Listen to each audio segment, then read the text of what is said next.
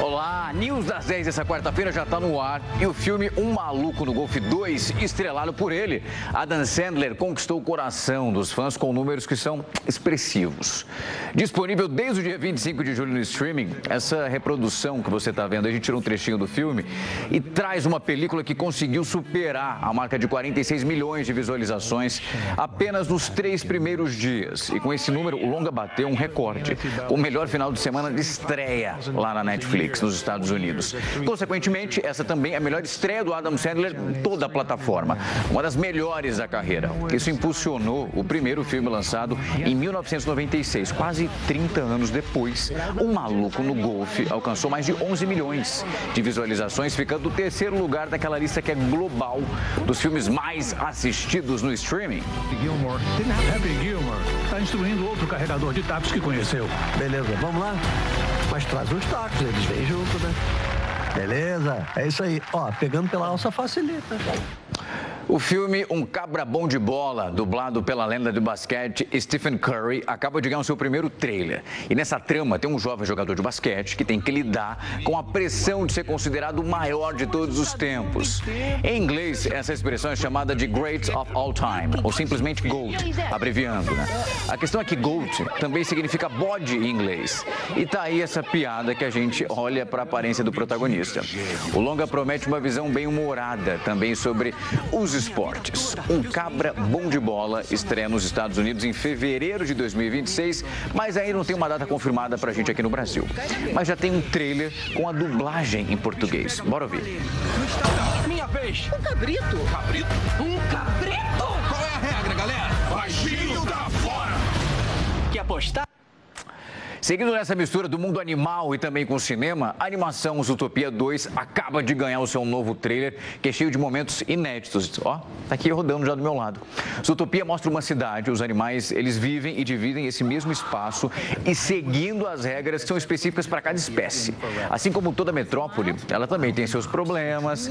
É aí então que uma coelha policial, lembra dela? Novata, e aquela raposa cínica e vigarista precisam trabalhar juntinhos para descobrir uma conspiração. Lançado em 2016, o primeiro Zootopia arrecadou $1 bilhão no mundo inteiro. E ainda existe bastante expectativa para essa sequência, que chega aos cinemas em novembro.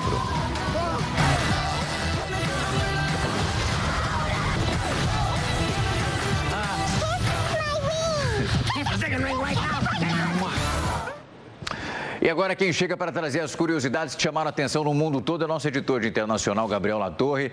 Meu amigo, boa noite para você. O que tem de apuração nessa quarta-feira? Oi, Rafa, boa noite para você e para todo mundo que nos acompanha aqui no News das 10. Olha, imagina você dedicar 30 anos da sua vida cuidando de chimpanzés órfãos. Pois é, foi exatamente isso que fez um homem na Serra Leoa, é um país da África. Mas ele nem gosta de chamar isso de trabalho não, viu? Para ele, esses animais se tornaram praticamente uma segunda família muito bonita.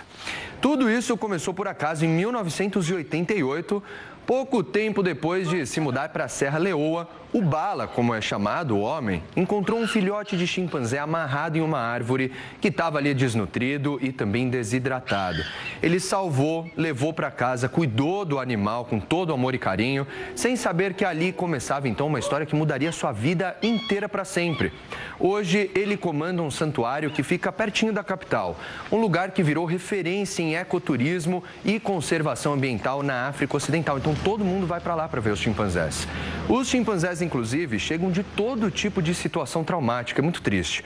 Alguns foram feridos por caçadores, outros viviam em cativeiro, vendidos como bichos de estimação, uma situação muito deplorável. E no santuário eles são reabilitados e depois soltos em uma floresta totalmente protegida. Hoje, para se ter uma ideia, dá só uma olhada nesse número, são mais de 120 animais sendo cuidados no local. Mas nem tudo são flores na vida desse homem. O local já foi invadido durante a Guerra Civil do país, sobreviveu à epidemia do Ebola, à epidemia da Covid-19 e, mais recentemente, enfrenta o desmatamento e também a ocupação irregular da área de preservação. Em protesto, o Bala, que é o homem, resolveu fechar o santuário temporariamente, uma tentativa, então, de chamar a atenção do governo. Já o centro depende do turismo e também das doações para poder sobreviver, né? E mesmo assim, Bala continua todos os dias ali regradinho ao lado dos chimpanzés, cuidando de todos eles. Alguns são mais próximos a ele, outros estão meio ressabiados ainda. Mas é bonito de ver como o carinho é muito recíproco entre eles. O sentimento de gratidão por parte desses animais, né, Rafa? Meu amigo, é gratidão para a vida. Acho que tem umas 2 semanas nós mostramos aqui no News das 10 um episódio de um cuidador que encontrou um chimpanzé no meio da natureza. Eles ficaram anos assim, se eu não me engano ali, se não me falha a memória, na casa ali de uns 10. Desde o momento em que ele sai de uma reserva, volta para a natureza e os dois se encontram num outro momento. Meu amigo, eles se abraçam, eles se encontram ali, até o chimpanzé reconhecer, vai se aproximando, pega uma banana na mão dele e depois é emocionante de ver. Então agora você imagina o trabalho que esse homem tem para cuidar de mais de 100 animais que vive do turismo e também desse incentivo que precisa chegar principalmente do governo e que está ali todos os dias para defender essa espécie e também para trazer dignidade para cada um deles. E é uma relação que é construída muito parecida, inclusive, quando nós olhamos para o nosso mundo aqui de humanos. Com certeza. E se a gente pensar nessa espécie em específica, Rafa, que chama chimpanzés ocidentais, eles estão em risco de extinção. Então, esse trabalho é lógico que é muito triste nessa situação que eles chegam ali pro Bala, como é o homem que a gente estava falando agora. Mas ainda bem, inclusive eu estava até conversando sobre isso na redação, ainda bem que existem pessoas como ele, que muito melhor, né, de ter pessoas como ele, pelo menos que são poucas delas, né, mas que existem pessoas que vão cuidar desses animais e que vão reabilitar e levar eles para a natureza de novo. É muito impressionante, muito legal. E apesar das cicatrizes da guerra ainda visíveis nas paredes de Sarajevo, a arte urbana vem ajudando cada vez mais a ressignificar o passado da capital da Bósnia. É nas fachadas descascadas, nas calçadas com marcas de explosões e até numa antiga pista de esportes que artistas têm transformado a cidade em uma galeria a céu aberto, cheia de cores, criatividade e muita esperança. No meio da floresta, onde provas olímpicas de inverno aconteceram lá nos anos 80, agora há bastante tinta e spray. O espaço, inclusive, é procurado por muitos artistas que preferem pintar cenas fantasiosas e alegres, bem longe dos discursos políticos que ainda dividem opinião na região até os dias de hoje. E a ideia é muito simples, espalhar boas vibrações, na tentativa de unir ainda mais as pessoas. E um festival, inclusive, foi criado em 2021, leva murais para bairros esquecidos e ainda reforma as fachadas que estão completamente detonadas ali. Ou seja, a arte é também cores e também reconstrói tudo que há por perto. O grafite virou uma forma de resistência, terapia, trabalho e também um protesto muito silencioso. Uma forma de Sarajevo mostrar ao mundo que tem um potencial para viver além dessa imagem de guerra da Bósnia que matou milhares de pessoas entre os anos de 1992 e 1995. Inclusive, a banda U2, que você deve conhecer aí de casa, já fez uma música com o tema, chamado Miss Sarajevo. Esse single é considerado um dos melhores do grupo até os dias de hoje. E a letra aborda um fato histórico, o concurso de Miss realizado na Bósnia, em uma região que estava prestes a entrar na guerra, um pouquinho antes. Realizar esse concurso de Miss naquele momento parecia uma loucura, né? Mas a ideia era totalmente o oposto do que promover beleza. Eles queriam, então, mudar a forma como a mídia retratava aquela região e pedir o fim também das mortes e destruições que aconteciam ali. Essa música entrou para a história como um símbolo da luta pela paz e da resistência, Rafa. Meu amigo, é impressionante, né? Essa tentativa de ressignificar. As obras são super bonitas, né? Você pega aqueles painéis ali. Uma história, obviamente, escrita num contexto que era muito difícil, de muito sofrimento, também de muita angústia. E perceber o que eles vão fazendo é um toque ali extremamente delicado, mas tão necessário, né? Trazer algum tipo de leveza e também de beleza para pontos onde a história deixou uma marca muito, mas muito dolorida. Não, com certeza, porque essa marca na história, as pessoas ainda vão se lembrar, mas que se lembrem de uma forma mais tranquila, né? Menos degradante, né? Sem dúvida. Meu amigo, sempre um prazer recebê-lo aqui. Amanhã a gente conversa um tiquinho mais. Muito obrigado. Até amanhã. Valeu, Rafa. Ótimo jornal para você. Na Coreia do Sul tem uma garota muito criativa que resolveu misturar moda e gastronomia ao mesmo tempo. Eu estou falando de receitas que são de encher os olhos e a barriga, tudo ao mesmo tempo. Uma Uma jovem que possui conhecimentos em design e que sempre gostou de cozinhar, passou a fazer sucesso com os pratos que costuma preparar. A sul-coreana é especialista na produção de roupinhas comestíveis feitas com massa de macarrão. O processo de confecção é compartilhado na internet e mostra toda a delicadeza por trás de cada trabalho, além do cuidado na escolha das cores. E o resultado é uma saborosa e divertida refeição. A garota conta, inclusive, que a culinária coreana utiliza alimentos que são excelentes para suas criações. Ela também faz questão de enfatizar que todas essas obras são realmente comestíveis e saborosas e que não gosta de prepará-las de olho somente no aspecto visual. Perguntada sobre a motivação para esse tipo de atividade, a jovem revelou numa entrevista que a repercussão positiva nas redes sociais foi um dos grandes incentivos. A garota costumava compartilhar fotos e vídeos de receitas comuns e notou que a reação das pessoas foi muito melhor quando postou a imagem de uma das roupinhas.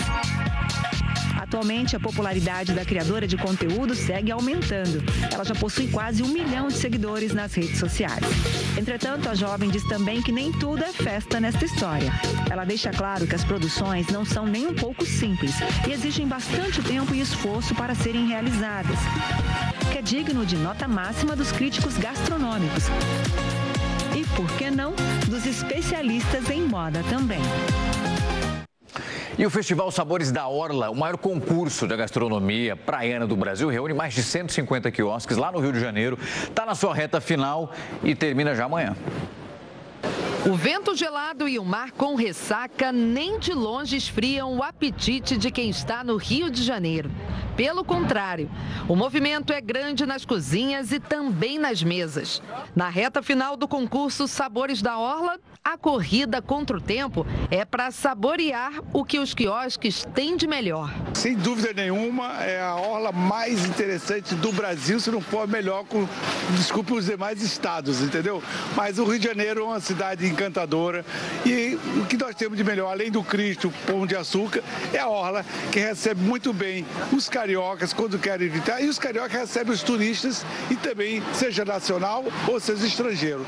O quiosque Kiki em São Conrado foi o grande vencedor no ano passado e se prepara para o bicampeonato com o destaque do delicioso nhoque. A gente trouxe um nhoque de batata doce com molho de mascarpone, um toque de limão siciliano, tipo assim, para dar aquela acidez no prato. E os frutos do mar que não pode faltar nessa praia linda, né, do Rio. Ele também concorre nas categorias petisco, pastel, sanduíche e caipe. A expectativa é enorme, não só pelo sucesso do programa, né? O Sabores da Orla, na sua 8ª edição, cria desafios ainda maiores para que a gente possa vir para esse momento construir projetos vencedores, como foi do ano passado. Mais de 150 quiosques participam dos Sabores da Orla, o maior concurso de gastronomia praiana do Brasil. O desafio é surpreender clientes e jurados que vão definir pelos votos as melhores comidas. Falta menos de uma semana para o fim da votação, então a dica é correr para a orla, mesmo que o tempo esteja assim, um pouco chuvoso, nublado. A ideia é experimentar essas delícias. Alguns pratos foram feitos especialmente para o concurso, como esse aqui, que inclusive está uma delícia. Ficou curioso? Esse é o coco e dourado, a grande aposta do quiosque Mirante Rocinha Pé na Areia, também em São Conrado, na categoria prato principal. Tô tendo um retorno legal, né? O pessoal tá gostando, entendeu? Estão falando super bem. E estou confiante nesse concurso aí para a gente poder sair daqui vencedor. Esses turistas argentinos ficaram encantados com a mistura de sabor. O prato principal tem peixe grillado, arroz, alguma verdura e é muito complexo e muito rico. Esse prato é espetacular. A gente tem uma equipe muito boa, o chefe de cozinha é muito bom e esse prato principal é um prato que não tem outro paladar. Esse paladar é diferente na orla daqui de São Conrado, não tem igual.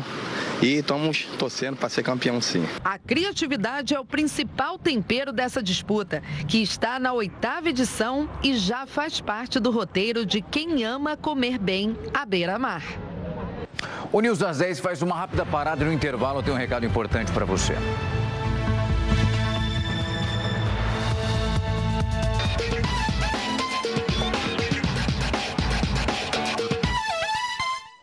E desde o último final de semana, microempresas e empresas de pequeno, médio e grande porte precisam escolher o regime tributário já no momento da abertura do CNPJ. Essa medida prevista pela Receita Federal visa alinhar desde o comecinho o modelo de negócio, a tributação, eliminando aquele prazo de 60 dias que existia anteriormente. O Sebrae destaca que essa mudança reduz o tempo para iniciar o faturamento e reforça a importância de um planejamento tributário prévio, considerando o faturamento estimado e também a estrutura da empresa. A instituição também tem atuado para garantir que essa mudança não atrase o processo de formalização. Para os microempreendedores individuais, nada vai mudar. Eles continuam com o regime simplificado que é próprio, enquadrado automaticamente no Simples Nacional.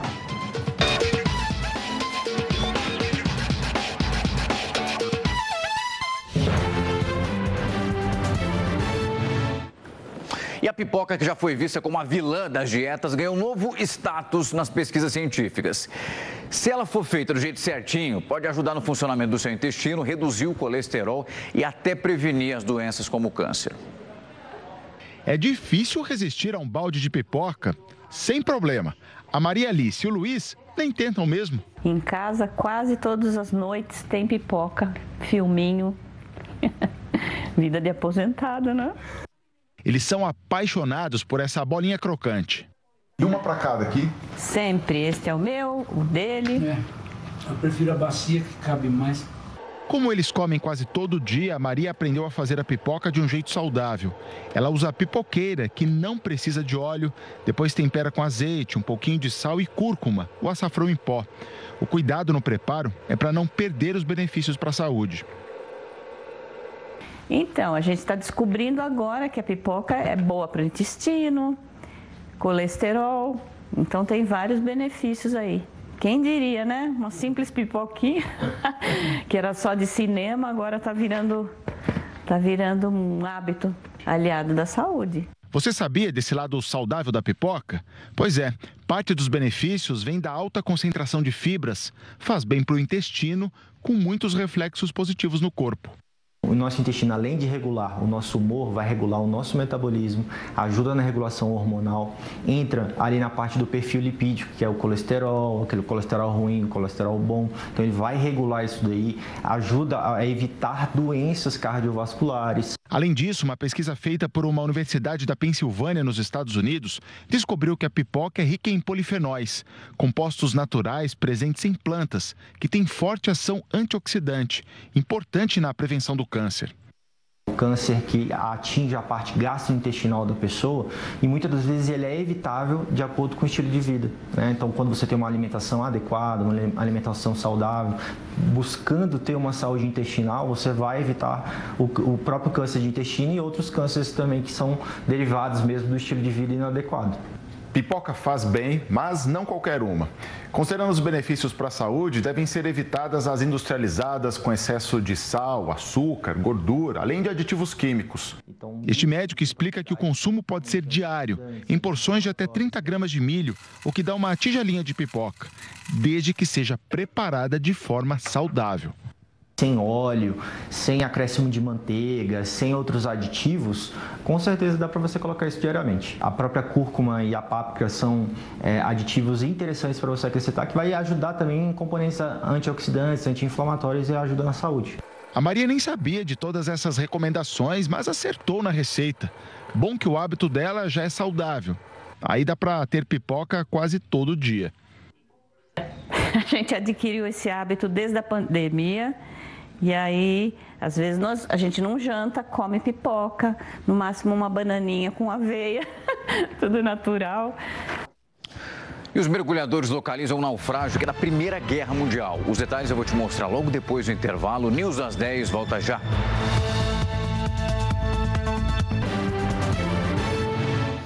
News às 10 está de volta para te mostrar que uma equipe de mergulhadores internacionais conseguiu localizar no Mar do Norte, a cerca de 100 quilômetros de distância da costa da Escócia, os destroços de um navio que pertenceu a Marinha Real Britânica. Essa embarcação afundou há uns 109 anos, depois que foi atingida pelas forças alemãs durante um combate na Primeira Guerra Mundial, que aconteceu ali entre 1914 a 1918. O local de descanso ele permaneceu um mistério, até então que uma iniciativa que visava localizar os naufrágios históricos deu início a essas buscas em setembro de 24. Para tanto, eles então se basearam nos diários de bordo, tinham os telegramas, as cartas náuticas desse período. Em abril desse ano, 2025, a empresa finalmente conseguiu delimitar a possível área desse conflito que levou ao seu fim e examinou com câmeras e sonar. Foi assim que os especialistas descobriram as evidências de um naufrágio com dimensões, layout e posicionamento muito semelhantes, a uma profundidade de 82 metros. E aí, 3 meses depois, uma expedição aconteceu, a imagem que você está vendo de lá. Imagens belíssimas, inclusive. Vale muito a pena. É um baita trabalho, mas deu certo. Pesquisadores brasileiros descobriram 4 novas espécies de cogumelos no continente gelado, Antártida. O estudo pode ajudar a entender as mudanças no clima que também afetam aqui o Brasil, como essas intensas ondas de frio e também de calor. Os cogumelos encontrados em um dos ambientes mais remotos da Terra foram identificados depois de 2 anos de estudos e de uma expedição em 2023. O material foi coletado em musgos que ocupam uma área de apenas 1% do solo da Antártida e onde não há formação de gelo. A Antártica desempenha um papel fundamental na regulação do clima global, influenciando no nível dos oceanos, nas correntes marítimas, nos ventos e até mesmo no regime de chuvas. A descoberta representa uma contribuição inédita para a ciência. São cogumelos que resistem a condições extremas e são essenciais para manter o equilíbrio ecológico. Os novos estudos podem ajudar a compreender os impactos das mudanças climáticas, inclusive aqui no Brasil. A descrição das espécies já foi publicada em um artigo científico, considerado o primeiro passo para que a descoberta sirva de referência para outros pesquisadores e possa contribuir para o desenvolvimento de produtos em diferentes áreas. Muitas espécies de fungos são usadas na indústria farmacêutica, na indústria alimentícia, então a gente descrever essas espécies é o primeiro passo para que futuramente elas possam ser analisadas num contexto industrial. O setor florestal do Paraná alerta para os fechamentos de empresas com tarifaço dos Estados Unidos. Esse é um dos destaques do Record News Rural, com a Kelly Godoy, que conta tudo para a gente. Boa noite para você, Kelly. Situação bem preocupante, viu, Rafael? Boa noite para você e para quem está ligado no News das 10. Eu conversei com o diretor executivo da Associação Paranaense de Empresas de Base Florestal. Já houve demissão e até férias coletivas. Por isso, a gente faz uma análise completa. Vamos falar também sobre o recorde na exportação de algodão, atualizar os mercados do café, do arroz e, claro, tem muito mais. Então, não perca. Nesta quinta-feira, a gente se vê no Record News Rural às 6 e às 8 da manhã. Até lá! E a seguir você vai conhecer a maior rapadura do mundo. É logo depois do intervalo.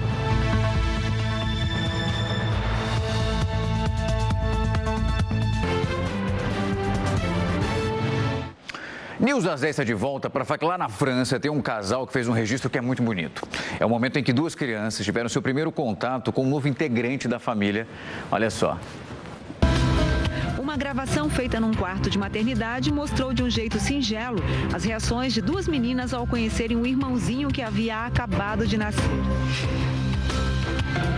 As crianças demonstraram uma enorme curiosidade pelo recém-chegado e esbanjaram sorrisos afetuosos e espontâneos. As garotinhas pareciam realmente encantadas com a possibilidade de finalmente admirar o bebê, que passou tanto tempo na barriga da mãe. Na sequência, elas tiveram a oportunidade de ficar com o menino um pouquinho no colo. Dessa maneira, as crianças aproveitaram para acariciar ainda mais o irmão, deixando claro que estão cheias de amor para dar e felizes com o fato de que a família aumentou de tamanho. O Brasil acaba de ganhar mais um título mundial, pesando mais de 18 toneladas e meia e com quase 7 metros de comprimento, foi apresentada ao público a maior rapadura do mundo. Esse doce gigante foi produzido de modo artesanal em Pindoretama, cidade do litoral do Ceará, em comemoração à nomeação de capital nacional da cana-de-açúcar e também da rapadura. Depois dessa homologação do título, o doce foi distribuído, então, para a população de lá. Algumas aves se assustaram com a presença de um bichinho diferente que ficou ali entre elas e no momento em que elas viram, ficam bem curiosas até, desesperadas ao mesmo tempo porque não conseguiam entender o que estava acontecendo. Bora ver. Um ganso prendeu a cabeça numa sacola com ração e deu início a uma curiosa situação. A ave passou a assustar o resto do bando, que não reconheceu o companheiro que também vive no local. Enquanto isso, o bicho em apuros andava de um lado para o outro sem enxergar direito e, desta forma, não conseguiu perceber que estava causando essa reação. A confusão permaneceu até o momento em que a pessoa que gravava o vídeo com o celular resolveu intervir e finalmente libertar o animal. Essa edição do News das 10 vai ficando por aqui. Você pode rever essa edição na íntegra lá no nosso canal no YouTube. Muito obrigado pela sua companhia. Eu te encontro amanhã.